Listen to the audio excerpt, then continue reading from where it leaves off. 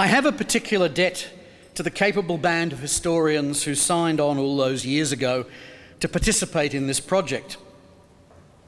Writing a book is a demanding, difficult and sometimes fraught undertaking, even when it's going well. To buy into a project and be faced with distilling your own knowledge and expertise into not a single volume, but a 1/3 share of a single volume, and to collaborate with authors selected by central casting, i.e. me, is quite another undertaking. This volume posed particular challenges both for me and for them. I quickly concluded early on that there was no single historian in Australia with the knowledge and skill sets necessary to cover the social, political and economic dimensions of the war in Australia, and that this would need to be a team effort. Our three authors more than met the requirement for historians who are experienced authors and researchers, mature in their judgment, but not part of the last wave of significant writing on wartime domestic affairs in the 1960s and 1970s. In a real sense, this is 3 short books between a single set of covers, and I think when you read it you will be struck, as I was, by the complementarity achieved by 3 authors working together but separately to a shared outcome. And it really is a privilege to be asked to say a few words to you this afternoon, this evening, about this very excellent book, The War at Home. I think it's particularly appropriate that we're meeting on the eve of Remembrance Day, Armistice Day, that day in 1918 when the guns on the Western Front, which had taken such a terrible toll of human lives, fell silent. And tomorrow we'll remember the 61,000 or so, the 61,720 Australians who lost their lives in the conflict, and the more than 150,000 who were wounded, and many of whom would suffer those wounds for the remainder of their lives. Of course, in this centenary year, it's right and proper that we honour those who paid such a heavy price in what was really a great test of this fledgling nation. And I commend the work of my colleague Brendan Nelson, indeed the Australian War Memorial, for how to support and underwritten that broadly held and popular desire.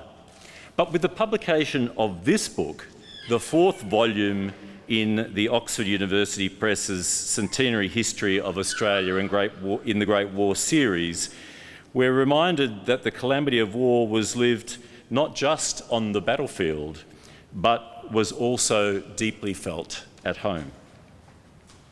By any measure, the book, I think, makes clear the scale and breadth of the war's impact on Australian life in those years from 14 to 18, and indeed in the decades that followed. And it also points us in the direction of those aspects of the war that need further study and amplification. One of the great things in this volume is the excellent bibliographic essay that really guides us to a wealth of published sources which already exist. And like all great history, it builds on the considerable work that's been undertaken in this field over many years. Each of the sections authored by 3 people who are already eminent historians who've done much to enlarge our understanding of this country's experience in war. I just want to treat a little of the 3 sections in the book. In the first section, Peter Yule of the University of Melbourne has written a very fine account of the wartime Australian economy, and when Geoffrey and I met, we agreed that this was a particular strength because, of course, economic history is generally underdone these days from what was the case in previous decades in the past. Peter ranges across key economic sectors, explaining the war's effect on agriculture and mining and manufacturing industries. And then he concludes, and here I'm quoting, "The impact of the Great War was overwhelmingly negative and left the Australian economy anaemic and vulnerable." Vulnerable to what? He makes the point that it was the experience of the Great War that really rendered Australia especially susceptible to the shocks that would reverberate around the world from 1929. Moreover, the Great War's impact on the economic fortunes of the nation were wholly different from those it experienced in the course of World War II. when the economy grew and unemployment fell, establishing the foundations of Australia's prosperity in the 1950s. Why, we ask ourselves? Well, he says it's the loss of that generation of young men, the proportion of young men lost from the nation that had a continuing economic consequence long after the war had ended. It left, quote, a gaping hole in the country's workforce which stymied growth for a generation at least. Peter Stanley also deals with the impact that the lists of war dead had on those at home, both upon the individual families that suffered bereavement as well as upon the collective interests of the community. Though he admits that it is in the end difficult to truly comprehend what that grief meant to the great mass of Australians bereaved by war. Now, I actually think there's much in that admission that goes to the great value of this book. It's an acknowledgement of the ultimate impenetrability of private emotion and perhaps even of the limitations of history's professional practice. The opacity of individual and collective grief experienced by the bereaved and the affected signals the sheer complexity, I think, of the broader task of making sense of Australia at war. And implicit in this is, I think, a caution against strident or easy assertion in our remembering of the Great War, and an encouragement to search for depth and dimension in our understanding of its impact on the lives here at home. And I'd argue this is what good history does. It cherishes human experience and its complexities, its contradictions and its endless variation. And it finally and simply asks us to think. All this is consistent, I think, with the honest, deep, good desire we hold to remember and honour the loss of a generation on the battlegrounds of New Guinea, Turkey, the Middle East, Europe, and of course on the high seas. In fact, to my mind, understanding the complexity of this history actually adds to the terms by which we truly see them and value their lives. There's nothing more for me to add but my congratulations to the authors and to the series editor, Professor Geoffrey Gray, and indeed to Oxford University Press for its commitment and interest in the publication of this important series. And it now gives me great pleasure to launch The War at Home. So I will be brief, because I've been told to be. First of all, I want to thank my fellow authors, Peter Yule and Peter Stanley. I also want to thank the other authors in the series and our editor, Geoffrey Gray. Sometimes being in a collaborative history project can be a terrible thing, but this one has probably been the smoothest project I've ever been involved in, and so it's due to the people involved. I want to especially mention Associate Professor Eleanor Hancock, who, as a German historian, was always saying, but surely people have written about this before. There are a lot of books written about Australia in the First World War, but generally it's been the one book written over and over again.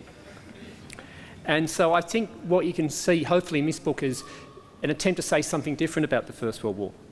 Those of you who've read the Hornblower books or any of the other yarns of the Royal Navy in the 18th and early 19th century will be familiar with the operation of the press gangs who roamed the seaports, grabbing anyone they could lay their hand on and signing them up for the Navy. Well, the process, despite what my esteemed editor might have said, the process by which I became involved in this project was in fact very similar to the operation of the press gangs. I innocently attended a talk at ANU given by Admiral Stanley here, and I made the dreadful mistake of asking a question, and somehow through a process I really still don't understand, this was taken as proof that I'd volunteered to write 40,000 words for this book. So no excuses, no exemptions. In my section, as was said in the launching speech, what I've tried to look at is some of the big questions about the Australian economy in the First World War.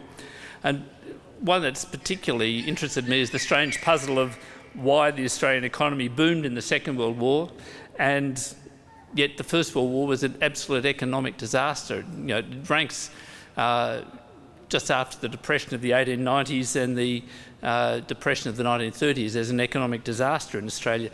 In the recession of the 1990s, which many of you will remember, those of us from Victoria will remember perhaps more than those in Canberra, but the Australian economy contracted by about 1.7%, and we thought that was a disaster. In the First World War, the economy contracted by at least 10%, perhaps 16%. The figures are a bit rubbery for then, but it was a lot more like Greece than it was like the 1990s. And yet it's been very largely forgotten that the First World War was such an economic disaster. We think of the Second World War, from which Australia emerged, very prosperous and in economic terms much better off than at the start of the war. And we assumed the first was the same. It wasn't. It was very different. There are some other questions many other questions in fact that I look at, but some of them are, why did the British buy the entire Australian wheat crop of 1915 and then leave it to rot? Interesting question, that. Why was former Victorian Premier Ted Baillie's great uncle accused of trading with the enemy? And many, many more similar questions, which I hope those of you who read the book will find interesting, whether or not my answers are right. I'm really pleased to be here this evening at the launch of the book here at the National Museum of Australia, because as Jeff mentioned, I headed the research centre here from 2007 to 2013. The research centre was a noble experiment, Matt, and I'm really pleased that it survives under Mike Pickering. Well, I began work on the society chapters of this book in the summer of 2010-2011. I was sitting over in the Medical Superintendent's building where we worked, reading my way through Ernest Scott's official history, very, very slowly. And I realised several things. First, that I couldn't do justice to the complexity, the political and economic dimensions especially, that Ernest Scott grappled with, hence the involvement of Peter and John. Second, I really didn't want to read Ernest Scott's volume twice. But I also realised what a powerful story this was as an account of the Australian people at home, and I began to think how I might do justice within a very limited compass of 40,000 words. And my chapters bear the imprint of what I learned here at the museum.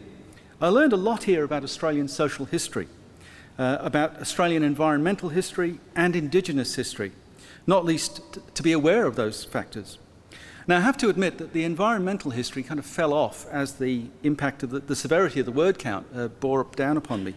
But the Indigenous section survived, and it's one of the many legacies of this institution, and I hope that it's apparent from the volume that I hope you'll read. Now, if you look very carefully, you'll see that there are minor differences between the authors in interpretation or emphasis. But this volume was, as Peter just said, a very happy collaboration. And we three authors agreed that I'd speak for the three of us to pay tribute to Geoff Gray, who was the progenitor of the Oxford Centenary History of the Great War. It's a mighty effort and achievement. It's not yet over because there's one volume to go. But the fact is that Geoff was one of the instigators, along with Peter Dennis, who's here somewhere, of the Oxford Centenary History of Australian Defence just over, nearly 2 decades ago. And he's come back for another serve of a multi-author, multi-volume series, which is a great testament to his stamina, if not his good sense. Geoff is a titan in our field, in the field of Australian military history, and we all owe him a great debt. We all owe him a great debt. So thank you, Geoff, and thank you all. Thank you.